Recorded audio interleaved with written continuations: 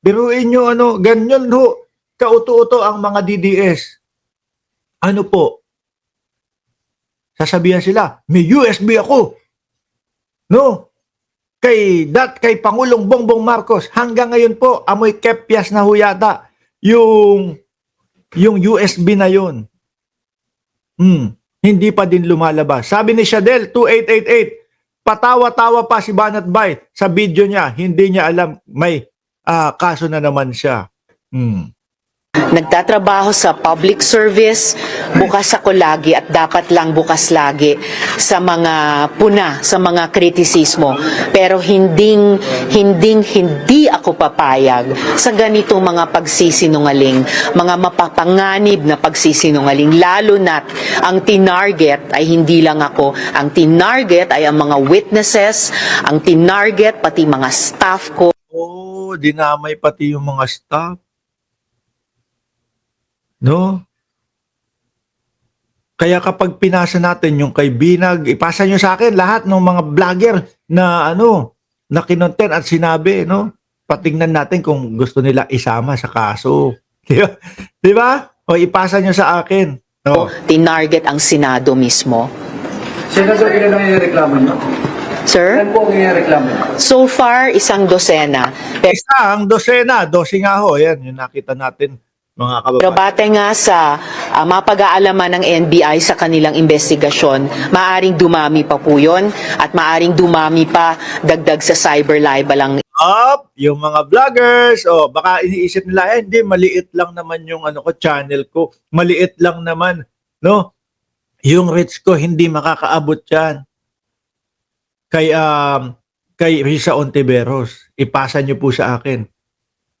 At ipapasa po natin doon sa staff nila. Okay? iakusa ko sa kanila. Yung inyo po mga binanggit na pangalan, Senator, sila po kasama po sa kaso ito. Kasama na po sila dito sa reklamong inihain namin ngayong umaga. Mag-post ba tayo send ng inquiry on them? Diba parang propagation of fake news na naman to? Nasimulan na yan ni Senator Kiko Pangilinan nung nakaraang 18th Congress pa. Alam nyo ho, madali lang naman mag-vlog. Simpleng-simple lang naman mag-vlog. O may mga balita. Ayan, kagaya niyan, mga bossing. Kagaya niyan, nagsasalita si Senadora Risa Ontiveros. Magre-reaction ka doon sa kanyang sinasabi. Huwag nyo nang dadagdagan at huwag nyo nang babawasan. Hanggang doon lang, sa sinasabi niya. At bukas naman sa kabubukas na 20th Congress na ulit o patuloy itong investigahan. Pero ngayong umaga, dito po kami ng firm ni na Attorney Britannico nakatutok sa reklamo sa NBI. At gaya ng nabanggit ko, unang hakbang pa lang ito, nasabi ko na po nung Lunes, maghahain din po ako ng mga criminal complaints laban sa mga tao o grupong ito. Lalo na't Ako po, may criminal complaints pa. Kapag criminal may kulong. Di ba? Pag criminal, may kulong. pag mas napag-alaman na ng NBI, sino talaga ang nasa Hindi, tsaka ang cyber libel mga kababayan, sa Pilipinas, criminal din po yan. Criminal case din po yan, mga bossing. likod ng pag-produce at pagmudmod ng kasinungalingang video na ito. Sir, meron na po ba kayong leak information, update about po dun sa whereabouts ni Michael Morillo?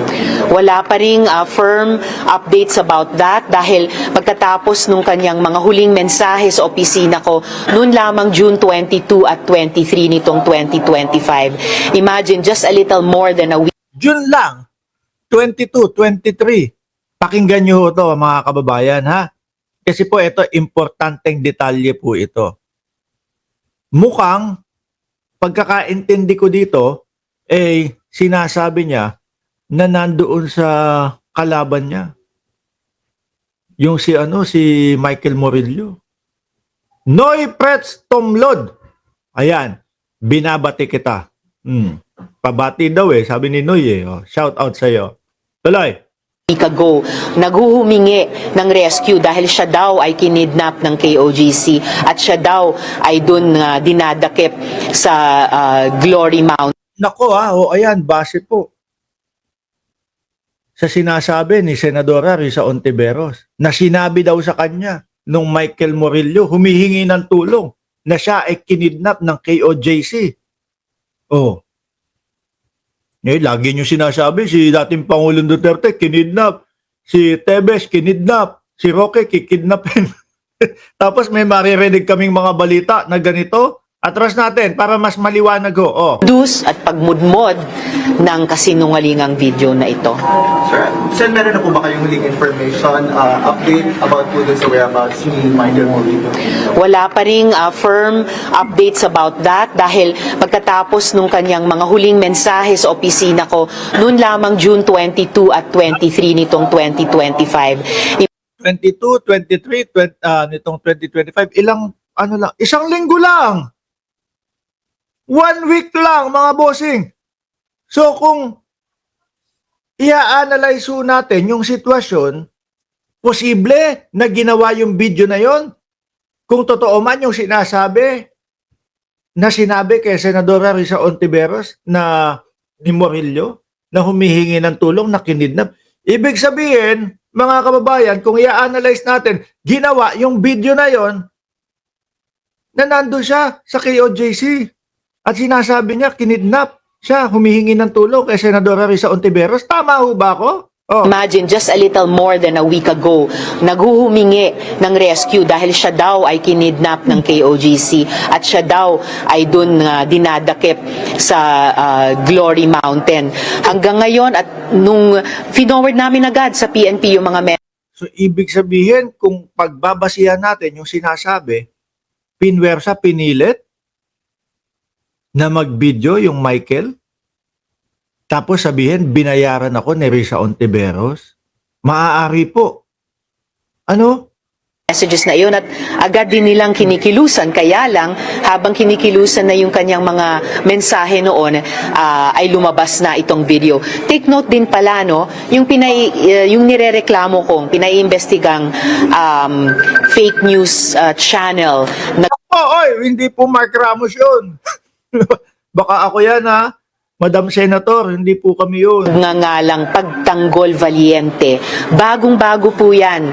Binuo lamang nung June 24, the day after nung mga huling mensahe ni Michael Maurilio. So, hiniling ko sa NBI ngayon alamin sino ba yung Pagtanggol Valiente na yan, sinong mga tao, sinong grupo, at dahil baka o malamang konektado yan dun sa cry for help nung earlier last month ni Michael Maurilio.